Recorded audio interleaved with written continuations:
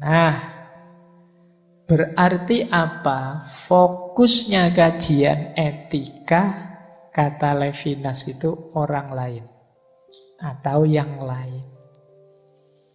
Kata Levinas, etik itu bukan tentang proposisi hukum atau aturan moral. Juga bukan etika yang tertulis dalam kehendak Tuhan. Ini kata filosof Agustinus. Kalau yang pertama itu pendapatnya Aristoteles. Atau dalam suara hati Immanuel Kant. Kalau Immanuel Kant itu kan dorongan suara hati untuk wajib melakukan kebaikan. Itulah etik. Atau dalam kesenangan. Stuart Mill, Jeremy Bentham, ini semua pernah kita bahas. Kecuali Thomas Aquinas. Thomas Aquinas pernah kita bahas di sesi kebebasan. Semuanya pernah kita bahas. Tapi dikritik semua oleh Levinas.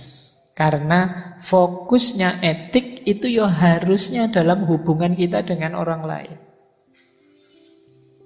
Nah, secara tidak sadar kata Levinas, filosof-filosof tadi sudah menjelaskan ke sana, tapi belum tegas saja.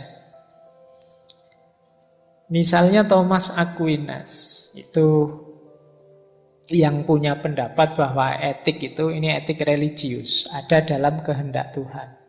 Intinya ajarannya Thomas Aquinas itu kan kita tidak boleh merugikan orang lain. Nah, ini kan tentang orang lain. Atau Immanuel Kant. Immanuel Kant dulu kita pelajari etik itu imperatif, perintah dari dalam diri kita. Kalau batin kita jernih, suara hati kita terang, itu ya kita tahu kok mana yang baik, mana yang buruk yang harusnya kita lakukan. Dan orang bermoral itu harus memperlakukan manusia yang lain secara moral, secara berakhlak. Nah, ini juga ternyata tentang orang lain. Atau prinsipnya kesenangan tadi. Stuart Mill misalnya, dia bilang senang itu ya semakin besar orang yang senang, semakin banyak orang yang senang dengan perbuatan kita ini tambah baik.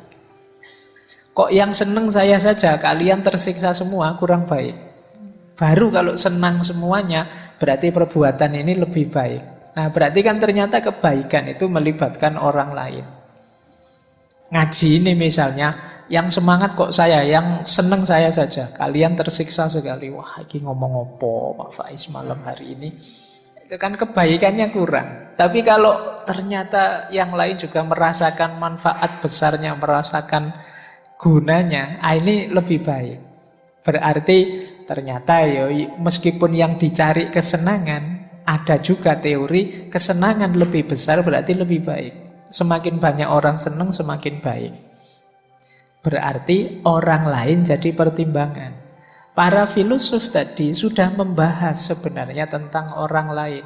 Hanya saja kurang fokus, tidak dijadikan yang utama. Orang lain tidak jadi pertimbangan utama kebaikan. Maka kata Levinas, ya kita kalau ingin melakukan kebaikan, pertama-tama ketika kita berhadapan dengan orang lain kuncinya. Begitu saya ketemu kalian, itu kan saya berpikir apa yang terbaik bisa saya berikan untuk kalian. Nah, ini namanya orang baik. Tidak mikir saya, tapi mikir kalian. Ini yang disebut etika yang lain. Yang tadi disebut otherness tadi. Jadi orang baik itu kalau saling bertemu, dia tidak mikir apa keinginanku untukmu. Tapi apa keinginanmu yang bisa aku lakukan.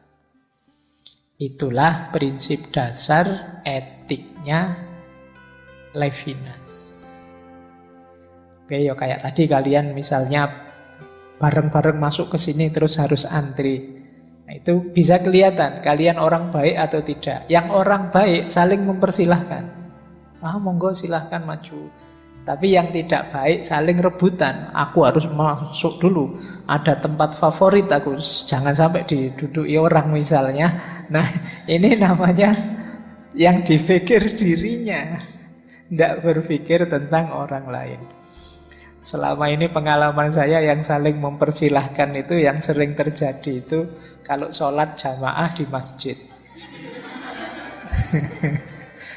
Hanya itu saja. Kalau ayo maju, majunya malas ke depan itu kan, wong di depan masih kosong itu, mesti dia bisa maju tapi mempersilahkan yang lain maju. Silakan aja maju.